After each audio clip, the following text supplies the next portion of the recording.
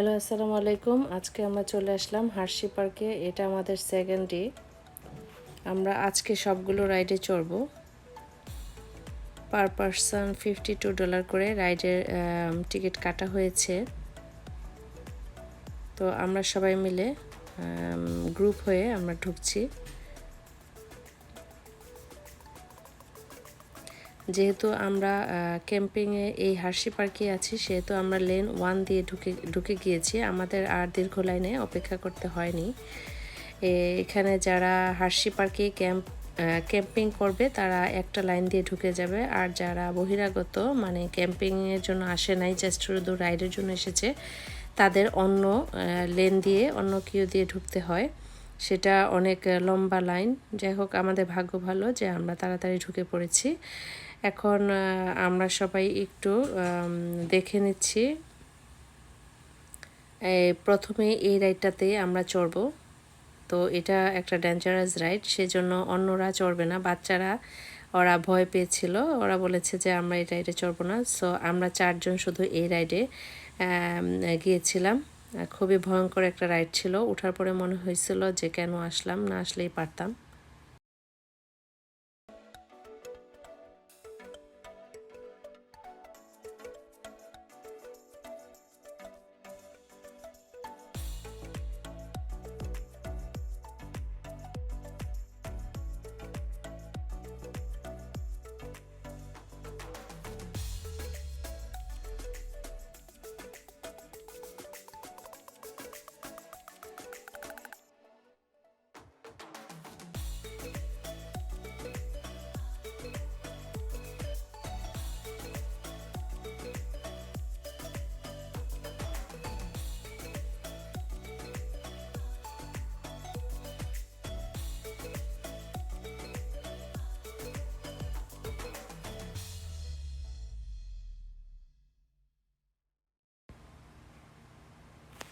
Hershey পার্কে এত ride আছে যে একদিনে সব রাইড চড়ে শেষ করা সম্ভব না।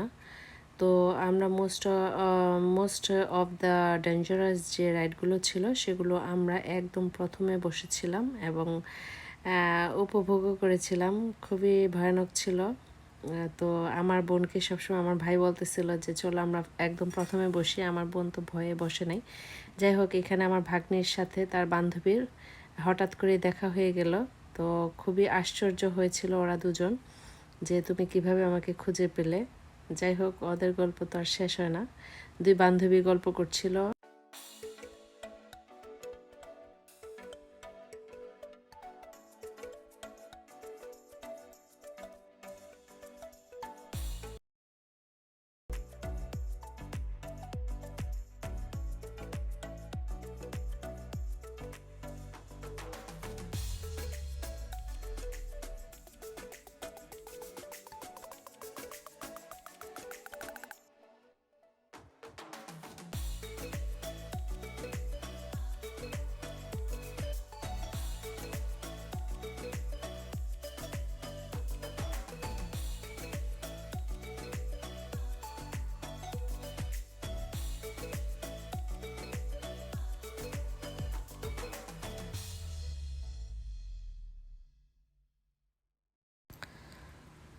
আমরা আমাদের রাইডের দিকে এগোচ্ছিলাম। আর এই রাইডে বলা হচ্ছিল যে পার্স বা ব্যাগ সাথে থাকলে ক্যারি করা যাবে না, কারণ এই রাইডটা খুবই উঁচু থেকে নিচুতে নামবে। সেজন্য পার্স বা ব্যাগ ক্যারি করা যাবে না, তারা আগেই গেটে বলে দিচ্ছিল। তো আমরা আমার ভাগ্নির কাছে পার্সগুলো রেখে আমি, আমার বোন, দুলাভাই আর আমার ভাই, আমরা 4 জন রাইডে উঠে পড়েছিলাম। আর ওঠার পরে মনে হচ্ছিল যে কেন আসলাম, না আসলেই পারতাম। খুবই ভয়ানক একটা রাইড ছিল। যাই হোক, আমরা শেষ পর্যন্ত ভালোভাবে রাইডটা কমপ্লিট করতে পেরেছি।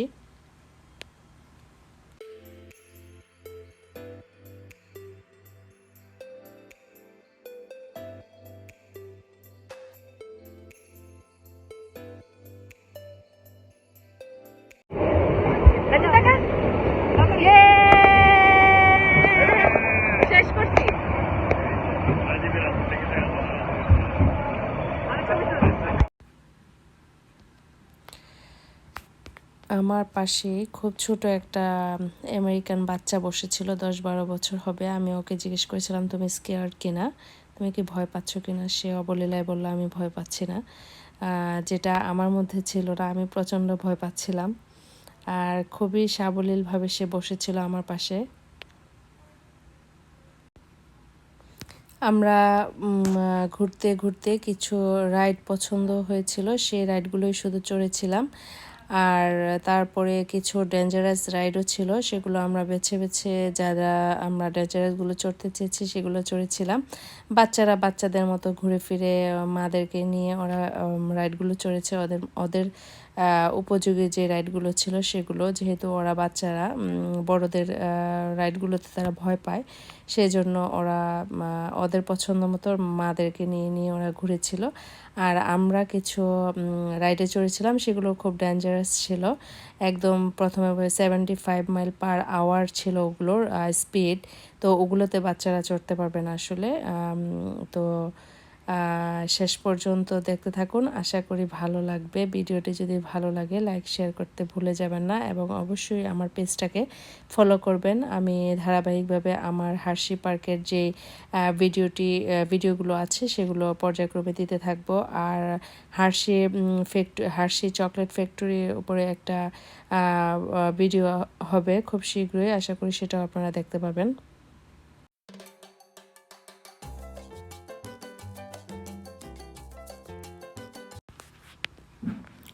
সারাদিন এত হেঁটেছি আমরা, এত বড় পার্ক যে একদিনে ঘুরে শেষ করা সম্ভব না। হাঁটতে হাঁটতে আমাদের পায়ের তলা ব্যথা হয়ে গিয়েছিল। যাই হোক, বাচ্চাদেরও খুব কষ্ট হচ্ছিল। তো আমরা কী নিয়ে যেন হাসাহাসি করছিলাম। আমরা খুব হাসাহাসি করছিলাম। দুলাভাইয়ের অবস্থা খারাপ হয়ে গেছিলো একটা রাইডে, শুধু মাথা নিচের দিকে পা উপরের দিকে এইভাবে ঘোরাচ্ছিল। তো ওইটাতে দুলাভাইয়ের অবস্থা, আমার পিছনে দেখতে পাচ্ছেন আমার দুলাভাইয়ের অবস্থা খুব খারাপ হয়ে গেছিলো। দুলাভাই পরে একটা ঘুম দিছে বেঞ্চের মধ্যে। সেই ফাঁকে আমি আর আমার ভাই আবার কিছু রাইডে চড়েছি, আর দুলাভাইকে জুস টুস খাওয়ায় আমরা মাথা ঠান্ডা করছি। যাই হোক, শেষমেশে আসলে দুলাভাইয়ের বয়স হয়েছে, দুলাভাইয়ের এই ধরনের রাইডে চড়া ঠিক হয় নাই। আমি তো আসার পরে প্রচণ্ড অসুস্থ হয়ে গিয়েছিলাম। সো মানে সবাই ভালো ছিল, আমি যে এত অসুস্থ হয়ে যাবো, আমি 8-9 দিন একদম বিছানায় ছিলাম। আমার জ্বর, ঠান্ডা, গলা ব্যথা সব একসাথে শুরু হয়েছিল। যাই হোক, স্মৃতি ভোলার না। এখন ভিডিওটা আমি আপনাদের সাথে শেয়ার করছি। তো আপনারা দেখছেন আমরা খুব হাসি খুশি, কিন্তু ফিরে আসার পরে আসলে অসুস্থ হয়ে গিয়েছিলাম।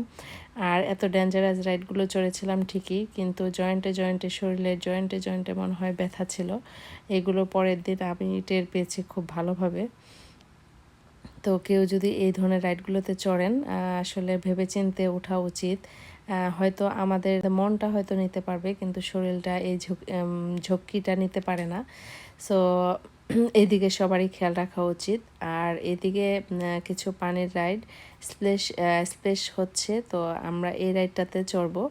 এই রাইডটাতে চড়েই আমরা আমাদের রাইড শেষ করব। সন্ধ্যা হয়ে এসেছে।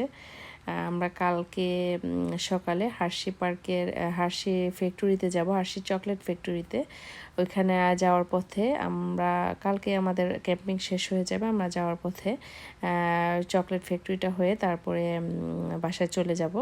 তো আপনাদের জন্য চকলেট ফ্যাক্টরির ভিডিওগুলো আমি ধারণ করে নিয়ে এসেছি, আপনাদের সাথে শেয়ার করব। আশা করি আপনাদের ভালো লাগবে।